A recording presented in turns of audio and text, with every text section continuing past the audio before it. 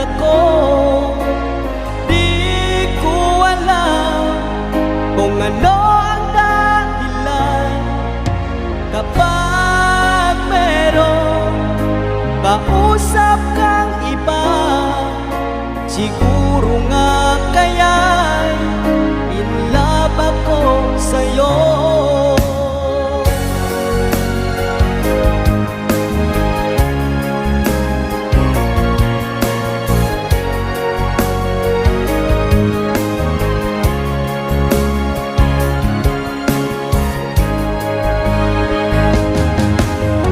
Puso ko'y laan para sa'yo.